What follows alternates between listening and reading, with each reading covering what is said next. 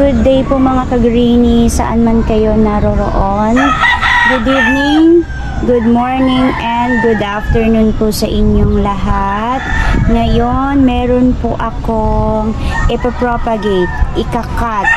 Kasi long stem na siya. Maiingay ang aking kapitbahay na manok. Pero bago po yan, magkakat muna ako ng mga flower stalk. Si Baron Gold, ikakat ko na siya. Ayan po. Next, eto, Seventh Guillaume. Ikakat ko na sila. Kasi alam niyo naman, ang flower stalk ay nakakapanghina yun sa ating mga succulent. At ito po yung ikakat ko, ang aking moonstone. Dahil ito po yung mga anak niya. Mother kasi iyan, no? Yung mother plant niya. Leggy na po siya. Ayan, no? Long stem na siya. Hindi na ako nagagandahan tingnan siya. Kaya gusto ko na po siya i-propagate. Kailangan ko na po talaga siyang putulin para gumanda siya kagaya ng kanyang mga anak. Ito po, oh. Yan yung mga anak niya. At meron din akong repropagation yan. Madali lang po siyang buhayin. Dito na ako magkakat. Halos lahat pupudpudin ko. Ito po yung pinropagate ko before.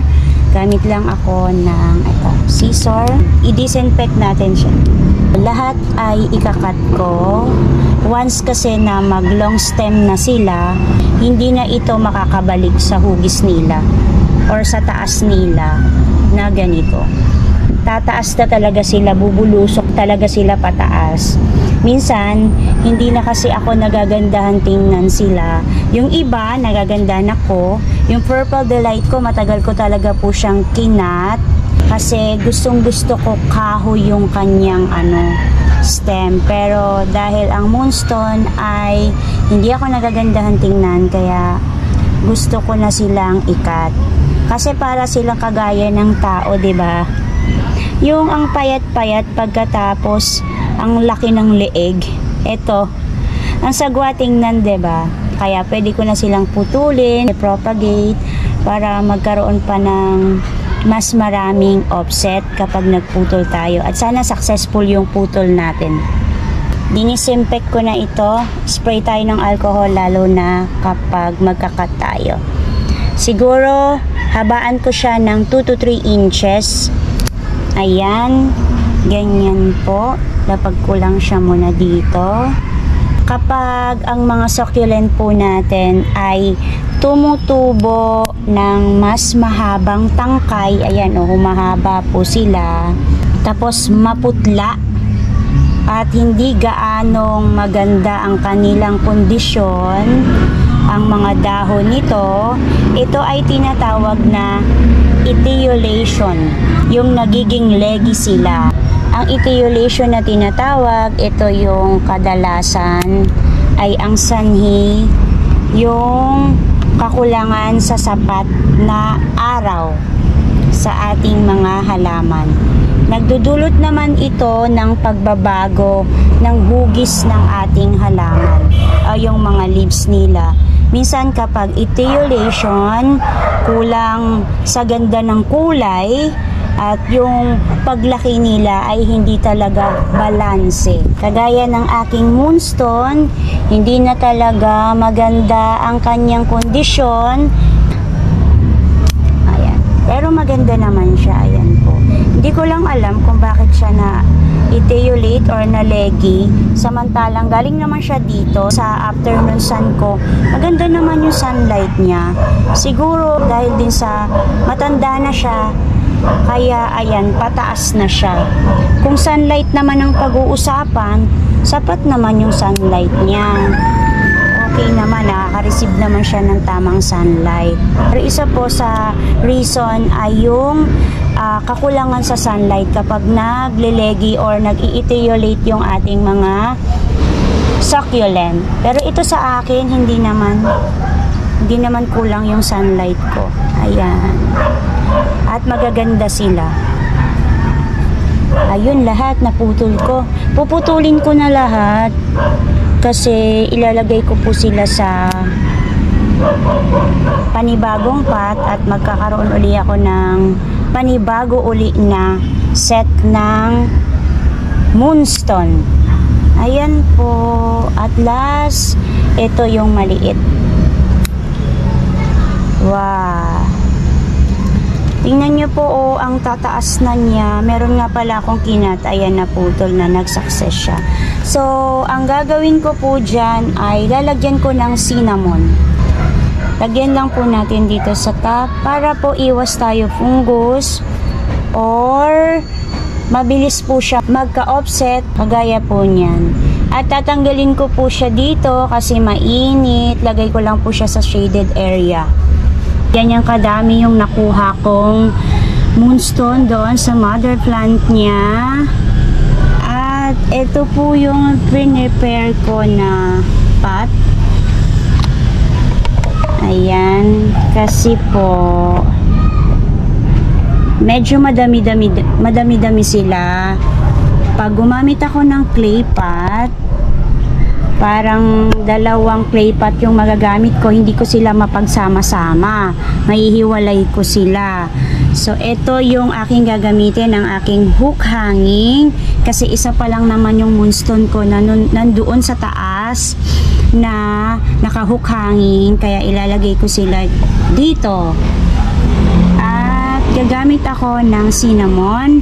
Pwede po kayong hindi itanim agad kapag nag-cut. Pwede pong i-air dry nyo muna. 1 day, 2 days, yung magkaroon muna siya ng kalus or madry muna yan. Pwede po yon.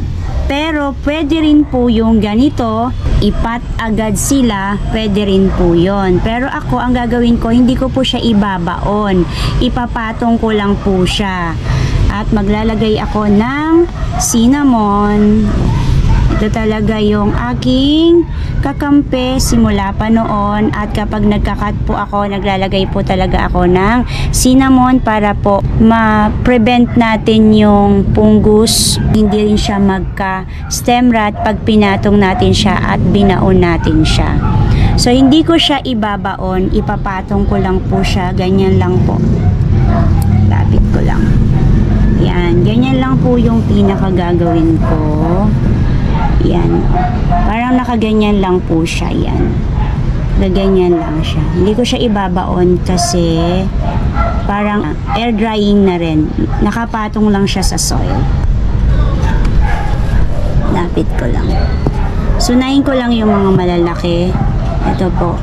Ganyan po kahaba yung iniwan ko na stem nila. Gaganyan ko lang po muna siya. Hindi ko muna po siya ibabaon. Kapag meron na po silang roots, pwede ko na po silang ibaon. Ipoposisyon ko lang po sila. Ayan.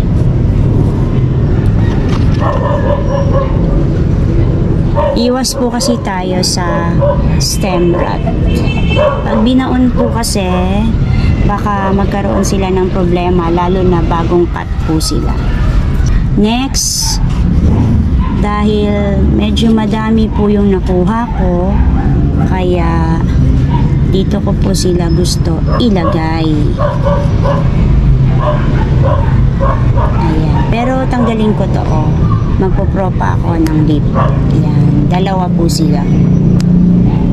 Ipapatong ko lang din to dun sa aking mga deep propagation.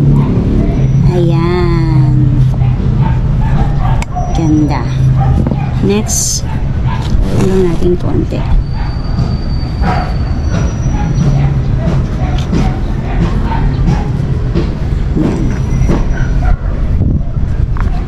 Ito pa.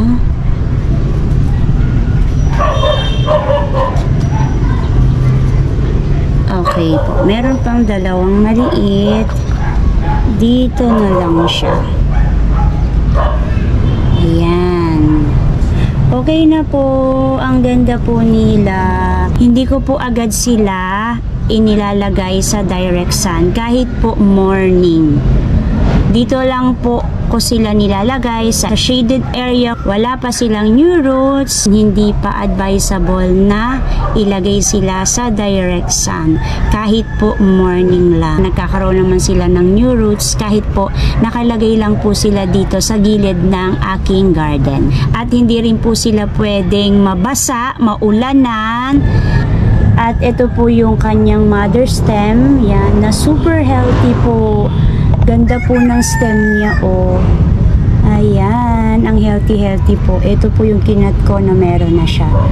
Hoping na magaya nito ang mga nandito. Bala ko po siyang ilipat sa panibagong pot. Kasi gagamitin ko po itong clay pot na ito. At i-repaint ko na rin siya kasi, oh, wala na. Tanggal na yung green na color niya, kaya kailangan niya na pong i-repaint. And that's it for today mga ka-greenie. Kung love po ninyo at nagko-collect din po kayo ng mga plants, house plant, ornamental plants kagaya ko po, please po pa-like and pa-share na rin po ng aking video. And don't forget po to subscribe, Ana Duran. At sa mga hindi pa po nakapollow sa aking FB account, meron po akong FB account, Ana Duran. Thank you Lord sa araw na ito. May God bless you all. Bye bye po mga ka-greenie.